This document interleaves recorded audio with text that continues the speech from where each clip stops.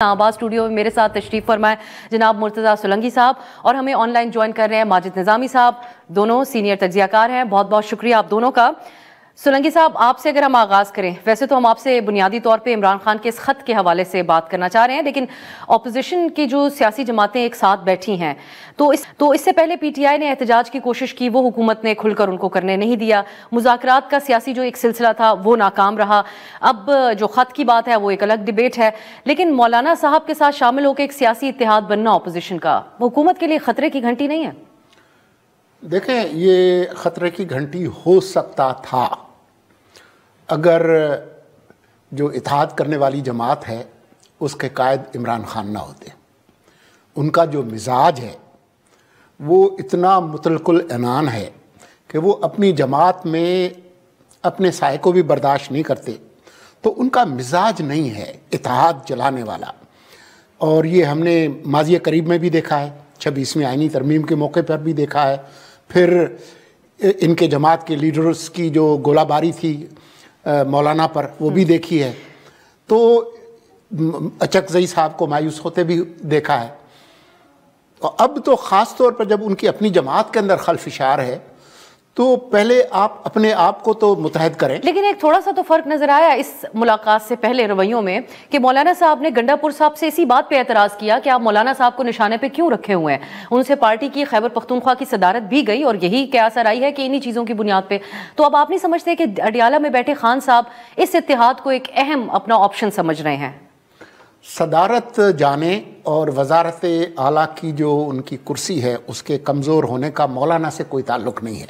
उसका ताल्लुक़ उनके पार्टी के अंदर जो झगड़े हैं, बुशरा बेगम के साथ जो उनके ताल्लुकात ख़राब हुए और इसके अलावा इस तरह के जो मसाइल हैं उससे उसका ताल्लुक़ ज़्यादा है। मौलाना से कोई ताल्लुक़ नहीं है। बात यह है कि जो मिजाज होता है ना सियासतदानों का, वो आसानी से तब्दील नहीं होता।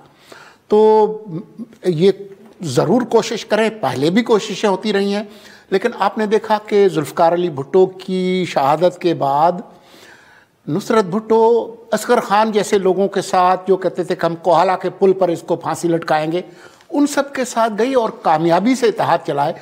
वो जो सलाहियत है वो खान साहब के अंदर मौजूद नहीं है। उनकी जमात के बहुत सारे लीडर्स के अंदर है, बहुत अच्छे समझदार किस्म के लोग हैं, लेकिन क्योंकि वीटो पावर खान साहब के पास है और वो जो है वो ऐसे फैसले करते हैं जिसमें जब भी कोई बुनियादी बात हो तो इत्तेहादियों को वो पूछते भी नहीं हैं, चाहे जुडिशल कमीशन की तैनाती हो, उसमें लोग देने हों, दूसरे हों। तो इस वजह से मैं कुछ ज़्यादा पुरुमीद नहीं हूँ इस नए इत्तेहाद से। निज़ामी साहब, अब ये तासुर क्या अभी तक आपके जहन में भी है PTI के हवाले से कि वो उस किस्म का इत्तेहाद नहीं चला सकते?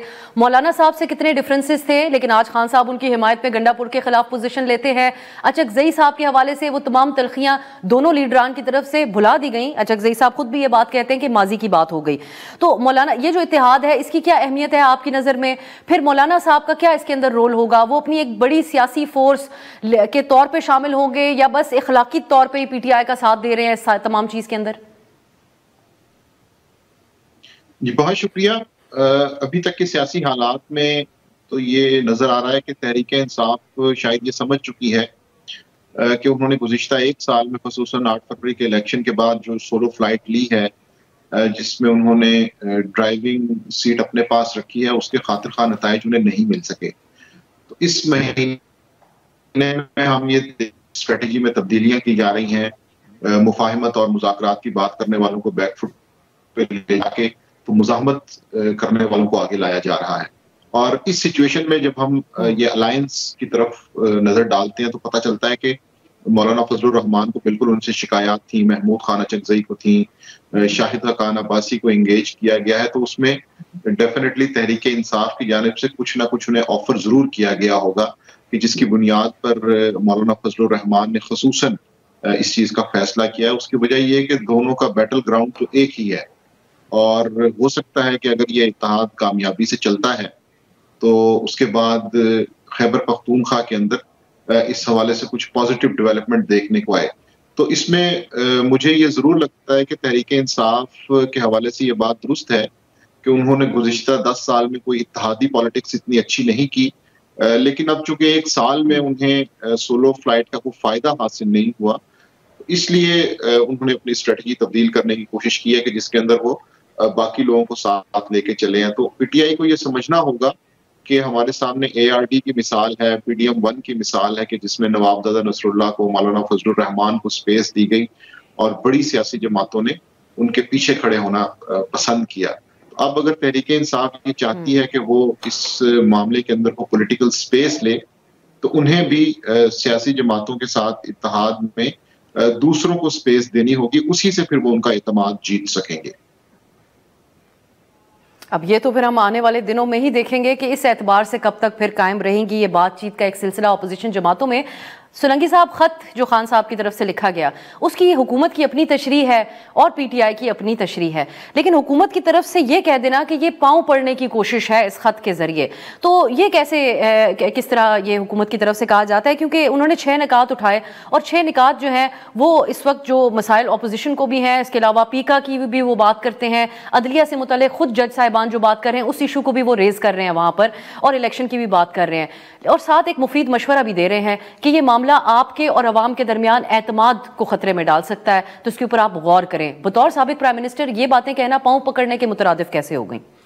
دیکھیں، یہ جو نام نہاد جو خط آیا ہے اس حوالے سے سیاست تو ہو رہی ہے.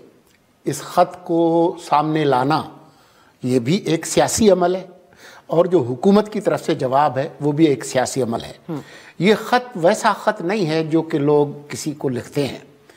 اس کے اندر جو نکات اٹھائے گئے ہیں اس کے 2 بنیادی مقاصد ہیں. نمبر 1 جو اس کا مقصد ہے وہ یہ ہے کہ دوبارہ کوشش کی جائے فوجی قیادت کے ساتھ انگیج کرنے کی کہ جی ہاں ہم آپ کے خلاف باتیں کرتے ہیں لیکن ہم آپ کے ادارے کے خلاف نہیں ہیں. لیکن ساتھ ہی وہ چیزیں بھی سامنے لائی جا رہی ہیں جس میں جو فوج کی جو قیادت ہے اس کو ہدف بھی بنا گیا کہ یہ جو کچھ تباہی ہے اس کے ذمہ دار آپ ہیں. تو ایک یہ خواہش بھی ہے کہ خود اس ادارے کے اندر اگر کوئی دراڑ پڑ سکتی ہے اور اس کے نتیجے میں وہاں پر کوئی بحث ہو سکتی ہے اس کا بھی کوئی فائدہ اٹھایا جائے. اور دوسری طرف جو ہے وہ کیونکہ آج کی جو سیاست ہے وہ میڈیا پر ہے، تو اس معاملے کو جو ان کی شکوے اور شکایات ہیں ان کو دوبارہ منظر عام پہ لایا جائے، یہ اس کا مقصد ہے. یہ وہ خط نہیں ہے. شکوے درست ہیں ان کے. یہاں سولنگی صاحب وہ اپنی قید کی بات نہیں کر رہے، اپنے کارکنوں کی بھی ایک حد سے زیادہ بات نہیں کی انہوں نے، جو براڈر پرابلمز ہیں اسی کو انہوں نے اٹھایا وہاں اس پہ خط کے ذریعے. دیکھیں، ہمارے ہاں سندھی میں ایک کہاوت ہے کہ جب تعزیت پر جاتے ہیں تو لوگ جو ہے وہ مرنے والے کے لیے نہیں اپنے دکھوں کے لیے روتے ہیں. تو جو بھی بہانہ ہے، پیکا ہے، فلاں ہے، عدلیہ ہے، اصل جو دکھ ہے وہ یہی ہے کہ جی میں 5 اگست 2023 سے یہاں پر پڑا ہوں اور آج کی جو رپورٹ ہے کہ جی ان کا بلڈ پریشر بھی ہائی ہو رہا ہے، ان کی دل کی دھڑکن جو ہے وہ بھی تیز ہو رہی ہے، اور جو فیملی جو ہے وہ بھی پریشان ہے. تو اصل جو مسائل ہیں وہ ہیں. اس پر ہم بات کر سکتے ہیں کہ جی پیکا ٹھیک ہے نہیں ہے، عدلیہ کی اپوائنٹمنٹ ٹھیک ہے نہیں ہے، لیکن اس کے اندر دونوں چیزیں ہیں. اس میں یہ خواہش بھی ہے کہ جی ہمارے ساتھ مکاؤ کر لیں، اور ساتھ ہی ان پہ دباؤ ڈالنے کی ہے. یہ خان صاحب کی ٹپیکل سیاست ہے کہ ایک ہی وقت میں آپ نے گلا بھی پکڑنا ہے اور پاؤں بھی.